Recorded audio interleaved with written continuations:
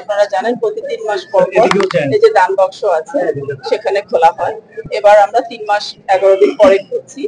আমরা এবার 10টি আমাদের সিন্দুক ছিল, সাথে একটি এক্সট্রা লাগাতে হয়েছে যেটি 11 দিন পূর্বে লাগানো হয়েছে।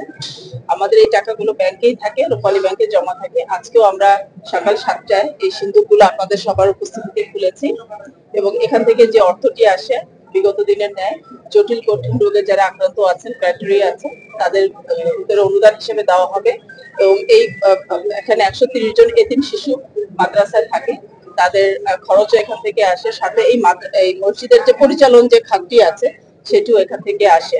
এই আমাদের পাগলা মসজিদ কমপ্লেক্সের সংলগ্ন কিছু জায়গা আছে, এই কমপ্লেক্সটিকে বাড়ানোর জন্য, সেই জায়গাটি ক্রয়ের জন্য আমরা কার্যক্রম গ্রহণ করেছি। আর আমরা আশা করছি যে গতবারের থেকে এবার হয়তো বেশি অর্থ আসবে। ধন্যবাদ সবাই। আপনারা দেখেছেন আমাদের নিরাপত্তার বিষয়, আমাদের সকল নিরাপত্তার জন্য যারা নিয়োজিত সকলে আছেন, সার্বিক নিরাপত্তা ব্যবস্থায় বিরাজমান এবং এটা আমাদের শেষ না হওয়া পর্যন্ত এভাবে থাকবে।